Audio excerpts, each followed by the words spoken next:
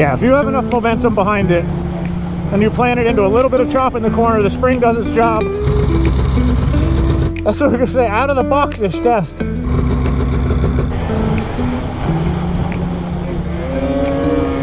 It's just, it's not a VR1, it's not gonna be.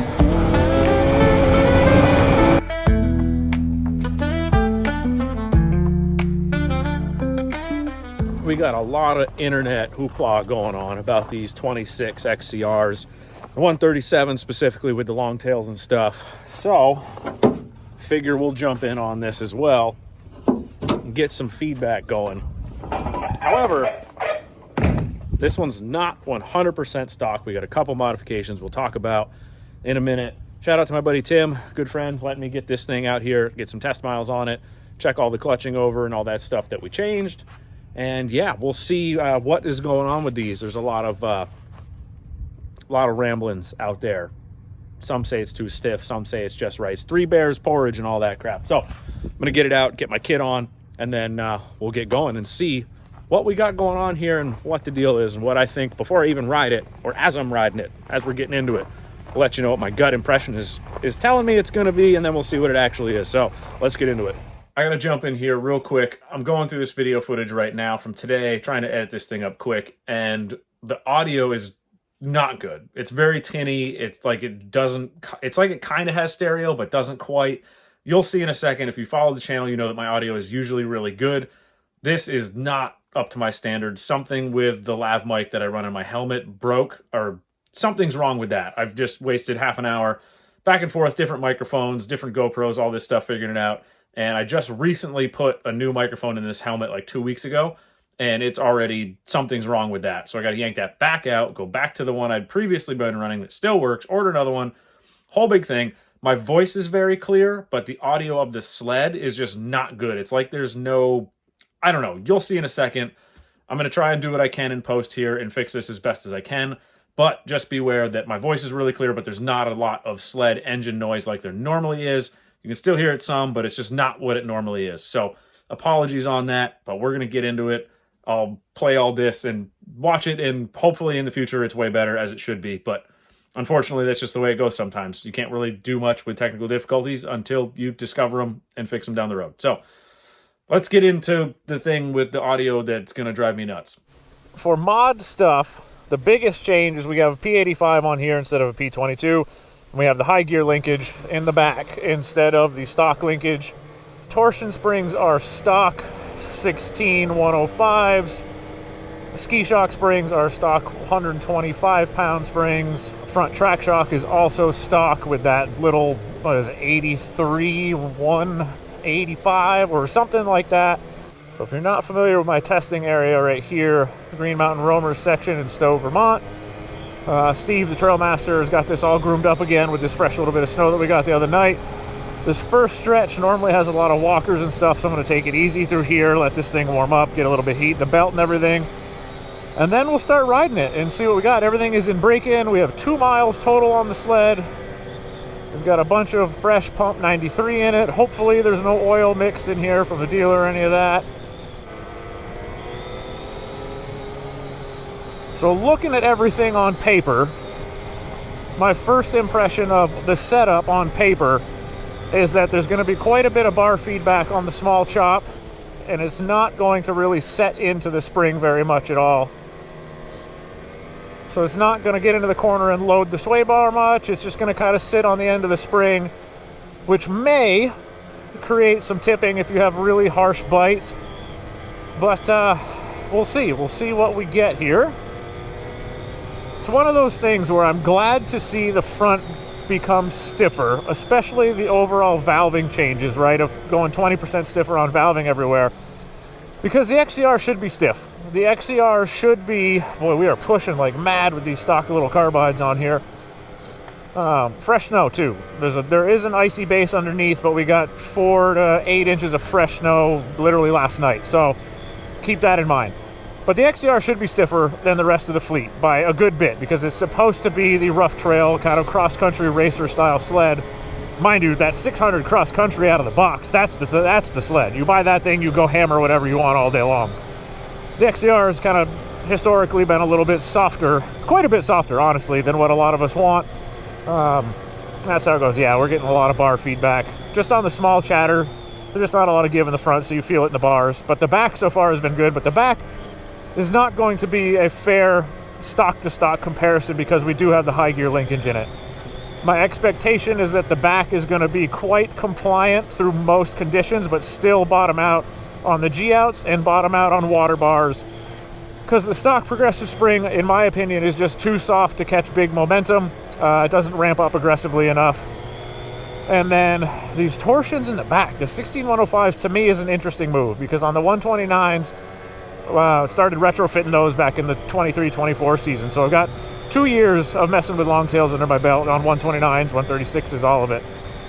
I'm surprised to see this new 16105 with not much preload in it.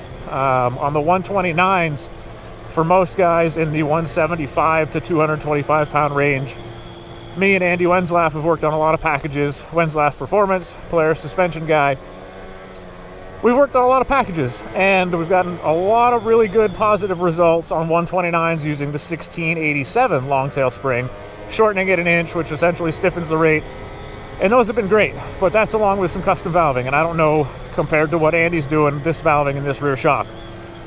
On paper, I feel like this rear torsion spring is going to be, they're going to be a bit soft, but I don't know. We're going to see. I have them both medium on the rear torsions. A lot of pushing. I haven't checked the front track shock spring preload at all, and I did not touch the ski shock spring preload. I baselined all the shocks. I'll flash up the numbers of where our clickers on the shocks are sitting right now. These numbers I have up on the screen are up from full soft. I don't go down from full stiff. My racing background, we always started at full soft and worked our way up from there. That's what I continue to do. So keep that in mind if you're looking at these numbers. The front feels very stable on this stuff right here. It does not set in very much, and when the ski bites, it bites hard. But it is a little bit firm on the small stuff. We're getting a little bit of bar feedback, but not to the point where I'm like, it's too stiff.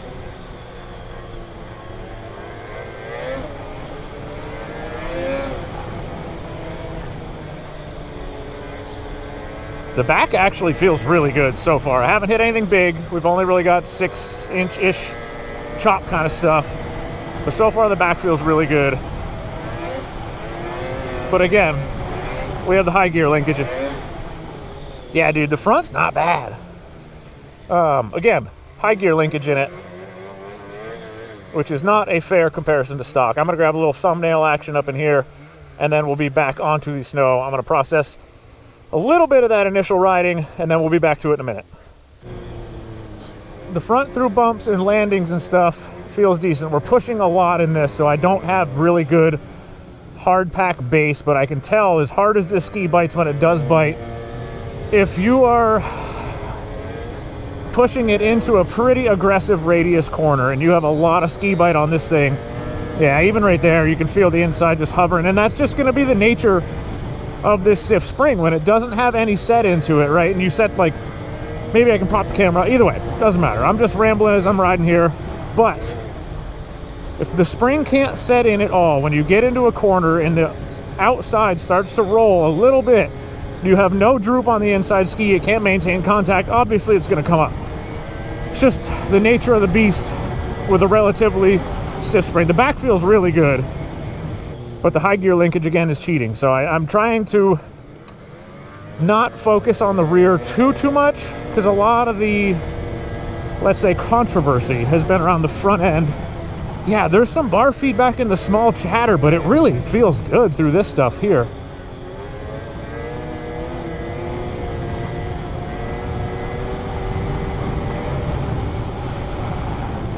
It's definitely on the tail of the spring quite a bit. You can feel that. It doesn't necessarily feel nervous, but it has this, like, it's not even jittery. It just kind of does. It's almost like my RXC with also 120 pound straight rate on the front, where you can tell it's there ready to hammer into whatever you want. It's not like it's settled and it doesn't feel heavy. It feels light and on the tail. It's doing this. It's not necessarily erratic, and it doesn't make you think it's going to hunt and go one direction. It's just kind of on the tail of the spring, chattering around a little bit. But it lands so good. Like those little rises right there, the way it just comes down and goes poof into it is very, very nice. Granted, I'm only 4 miles in, but I do kind of feel like this may be the best out-of-the-box valving that Polaris has done yet.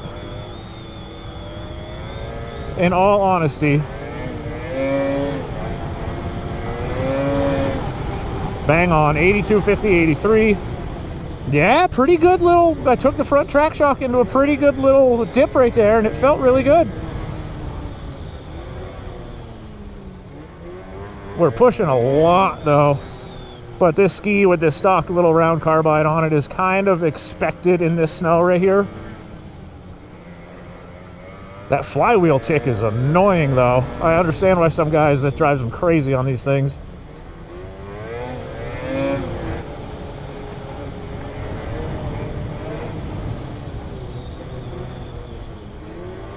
The hardest part to trust this thing right now is honestly just the pushing. I don't know if it's going to grab in the corner or if it's going to push right through it.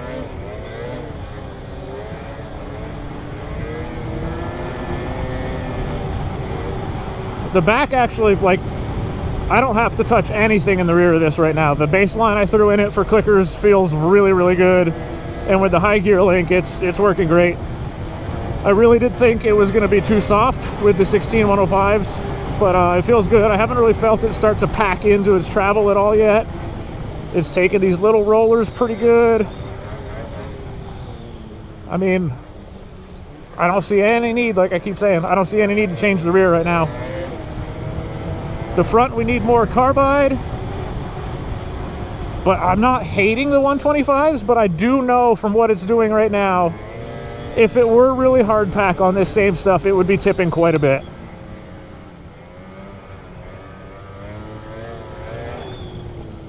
We're going to go to the left, and then we're going to come up the hill through the water bars and stuff like that and see how it does up through there.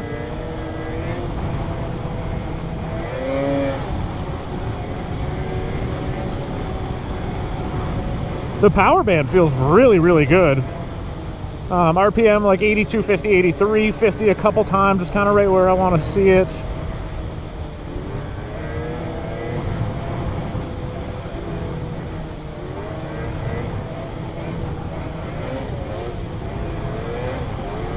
Yeah, man, I'm gonna say it out of the box. I mean, the high gear linkage, right? I keep saying it's not a fair comparison. I won't ride one of these sleds, this Pro CC, without a high gear linkage in it. For the couple $100, I mean, it just transforms the sled. There's no reason not to put those in. So I think that is just par for the course and standard for me at this point. I wouldn't touch really a thing on this right now. I definitely would be making a carbide change and probably take some preload out of the front just to get it to set in. I mean, yeah, I would probably be going down in spring rate just a tiny bit or taking a bunch of preload out of it and seeing what that gets me. But for stock out of the box, it's pretty good. Yeah, the way the front lands over this stuff, yep. Blew through the front track shock there as expected. Just can't catch big momentum like that. The tail felt good. But the way the front lands over this big stuff, if you're pounding moguls or end of the day Saturday traffic, this thing's gonna feel really, really good out of the box. I would definitely do the high gear linkage, and then you definitely gotta do a dual rate on the front track shock. That progressive just can't catch big stuff.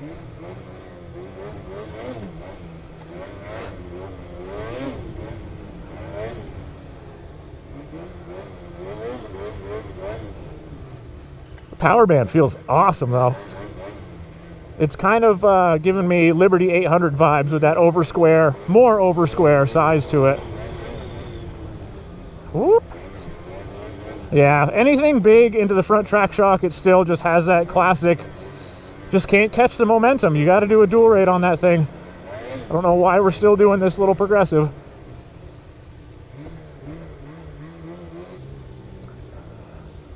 Ew, yucko. Go nice and slow, keep her clean. Oh yeah. So it's really good out of the box in this stuff. I can see where in certain conditions on throttle, it's going to have a tendency to push across the trail and not dig in. Again, I don't know where the front track shock preload is at. So if that's wound up super tight, which it looks like it might be, and it probably is to try and catch big momentum hits, why we're still using that, I have no idea. But either way, if that's super tight, plus the long tails and the really stiff front's not setting in, because when you get on the brake, it doesn't have a lot of set into the front because the springs are so stiff. All of that combined, I can see how in this condition, partial throttle stuff on sweepers, it doesn't want to turn. It likes to just push across. And then if you do get on the brake hard enough and you do some modulation and it gets that corner set over, it bites really hard and wants to come up. I can see all of that from the one guys. I understand the other camps. I understand all of it. I think out of the box, the valving is probably the closest it's been in terms of what we're all looking for an XCR. The front, again, dual rate on the front track shock and then see what the fronts do and go from there. I wouldn't change the 125s out right away. I think we can probably work around those. But the front track shock, I mean, anything big, you just right through the thing. Like, it's just classic scenario. So that's unfortunate. The rest of it feels really, really good. Yeah, and part of me also wonders how much of this may just be a really, really good, elaborate marketing play of like, hey, if we say that this is really, really stiff and not what it should be, the guys that are looking for that are going to be like pumped and be willing to go buy it. Whereas some aspects of that I think are correct. I think, like I said, the valving is really close out of the box, but the front track shock is just classic scenario. You're just through the thing like nuts. So I don't know. I don't know what all is really going on, but I do think out of the box, this thing is the closest that any of them in terms of, I've had a 2020 XCR. I've ridden all of them all the way up through this out of the box. Granted, I keep saying out of the box, we do have the high gear linkage in it, but for the couple $100, if you're not putting that in, I don't know what you're doing. Yeah, I think out of the box, this is the closest that they've ever been. I think that's great. Carbide change, front track shock, dual rate, go from there, see what that gets you. Play with the preload on the 125s, and then go from there with that if you have to. But yeah, I'm pretty impressed so far. I'm going to take a little break, then we'll put the helmet back on. We'll keep riding a little bit. And if there's anything more that I want to touch on, I'll do that while we're riding it. Yeah, not too bad. Not too bad.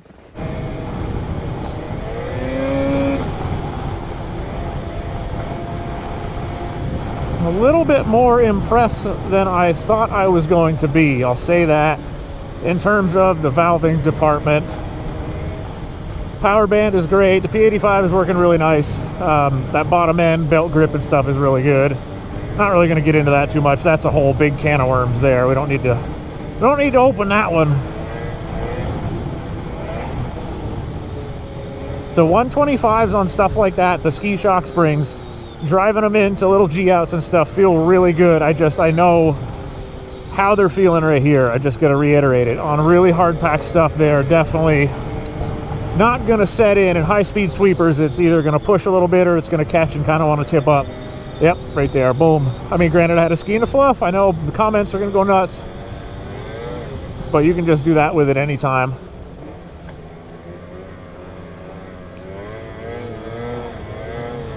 Yeah.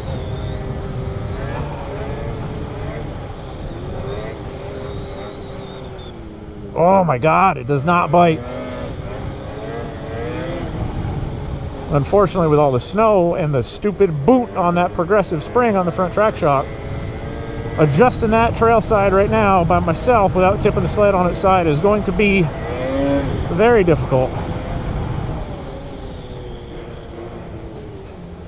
And I didn't bring a tool to do the lock ring on the IFS, so it is what it is, out of the box-ish.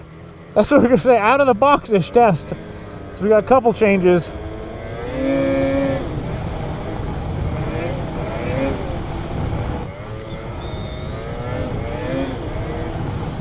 I think what a lot of this comes down to is you got to buy the sled for what you're doing. If you're going to go stand up and hammer end of the day Saturday trash, this thing out of the box is way better than they have been in the past.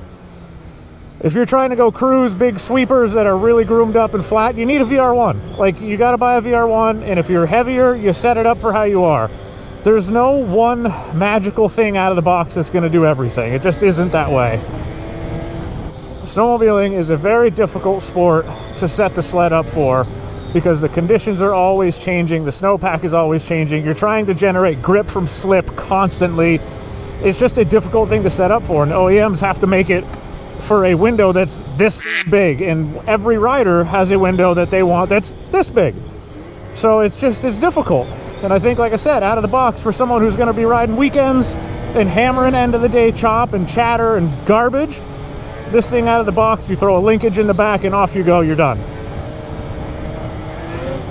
But if you're going to go ride sweepers in Canada and things like that, where you need it to be flat and carve right out, the XCR is probably just not the sled anymore. And I like to see that. Same thing when I bought my RXC last year. And that thing is, like, out of the box, those things are stiff because they're meant to go race. They're meant to go hammer the garbage. That's how they should be. I don't want to see watered down sleds anymore. Just doesn't make any sense. Make the sled what it's supposed to be and do a little bit more, as a consumer, do a little bit more research on what you're buying and what you truly need. Or even the dealerships need to start being a little bit more communicative and asking people what they want and help explain what the models are if we're going to go that route and really make these things fit into their appropriate boxes.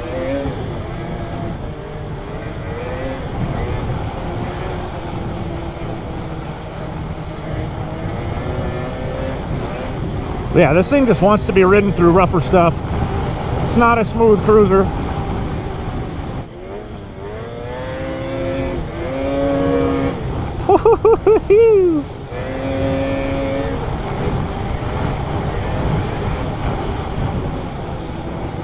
Yeah, if you have enough momentum behind it and you plant it into a little bit of chop in the corner, the spring does its job, holds everything up, the ski gets some bite, and you carve it right through. But if you're going to try and sit on this thing and cruise it like a goober, that spring's too stiff. It ain't going to do it. But again, that's not its intended purpose, and this is how this thing should be.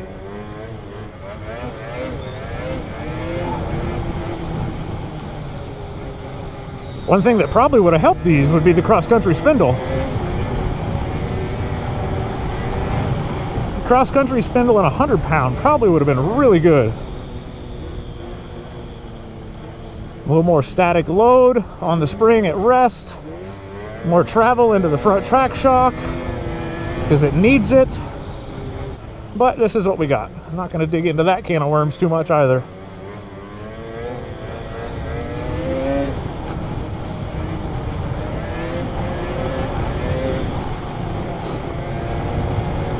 And it is fun.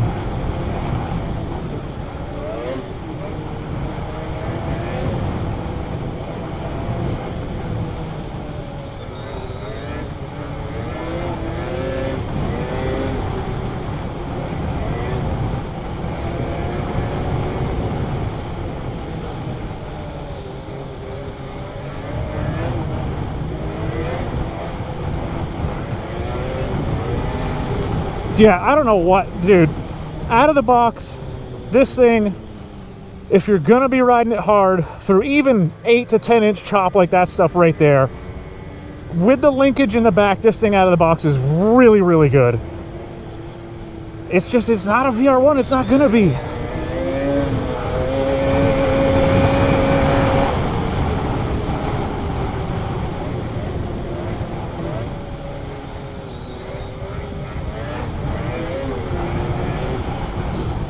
So on smaller little 8-inch, 10-inch water bar situations like that, the stiffer front ski springs really help when you drive those into that little bar first. It kicks the front up, which helps alleviate driving that front track shock into that bar. Situations like that without such a stiff spring where the front would have kind of just pillowed over it instead of popping up, you would have piled that front track shock into it and bottomed it out, whereas this right there did not. So I see the balance there and why they're doing that. I think if you want to split hairs, you could probably find a middle ground with a dual rate front track shock and going a little bit softer on the skis to avoid all of that. But then again, you come back to OEM window of what they have to build versus personal window of what you want. So I see things like that happening right there and feel those, and it's really cool that that did that and didn't blow right through the front track shock. But if it were much bigger than that, I don't think it would have had that same effect, and you would have still just drove right through the front track shock. But all in all, I am very, very impressed. I mean, if you guys have been watching the channel, you know I'm very honest. I tell it like it is. This thing out of the box, for what its intended purpose is very, very good.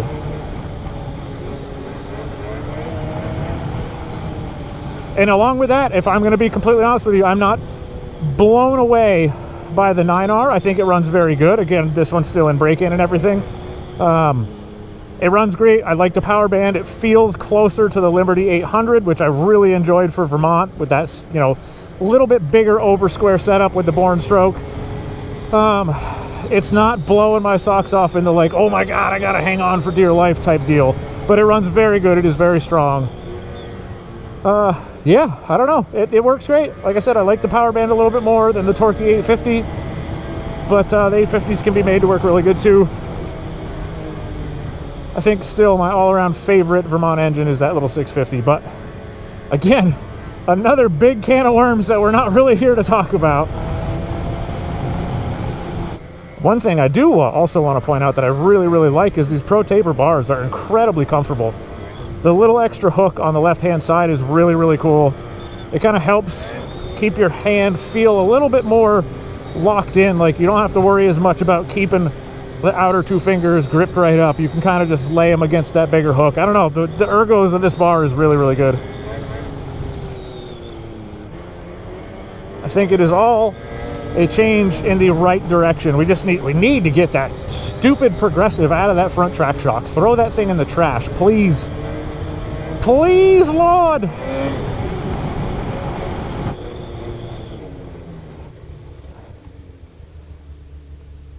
So hopefully I conveyed everything appropriately while riding and talking about it all.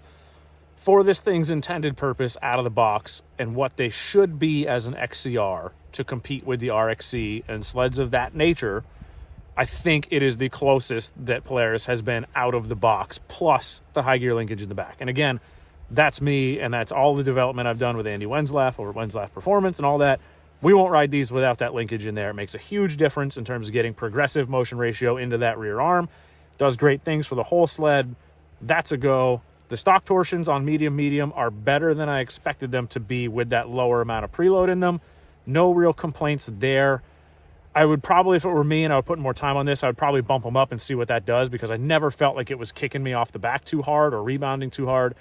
So I'd probably dabble with that. The front track shock spring needs to go. You got to go to a dual rate on that thing if you're going to be riding these hard.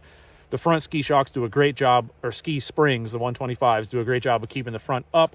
And sometimes you can hit things and it will pop the front up over it, so you take the bump in more of the middle of the skid rather than driving it right into the front track shock. So that's good. Big sweepers, high speed stability stuff, the 125s and the center of gravity and stuff is a little bit too high. I don't think you have enough front load on the skis. You can't set the front in enough on braking. So big sweepers, gradual corners, I think you are going to struggle somewhat, like some others have said, with the sled kind of wanting to push across the top a little bit. And then when it does grab, it grabs really hard. You have no set in, you have no droop. You get that tipping sensation. I think changing the front track shock will make front track shock spring, will make a big difference with that. It appears like that thing is cranked up to the moon right now, and it probably has to be to catch momentum on big hits, which we've talked about that forever with these things. It just doesn't change, but whatever. I think it's very close out of the box. Needs a couple little tweaks, maybe $500 worth of stuff into it and a couple hours worth of labor of throwing everything together. It gets you very, very close to where these things, in my opinion, should be. They're very close. All in all, much better than years past. I think you could buy one of these and ride it out of the box in the terrain it's designed for without much issue. And I think that's the big thing here, is that what this is designed for, it's finally very, very close to that. And it is not closer to a VR1 like it has been in the past. If you want a VR1, you want to cruise, you want big compliance, you don't want to hammer through 8 to 10 inch chop at the end of the day, you buy a VR1. you want to stand up, you want to ride hard, you want to ride aggressive, you want to pile this thing into the corners with some bumps in the bottom of them, this thing out of the box is way better than it's ever been. Wrapping it up there. It's Christmas Eve. I got a lot of stuff to go get done. So I'm going to get out of here. Thanks for watching. Catch you in the next one. Hope this helped. I don't know. Could be big marketing rage bait to get everyone like me to go and talk about these things. Either way, here you go. Thank you. Happy holidays, all that good stuff. We'll catch you in the next one.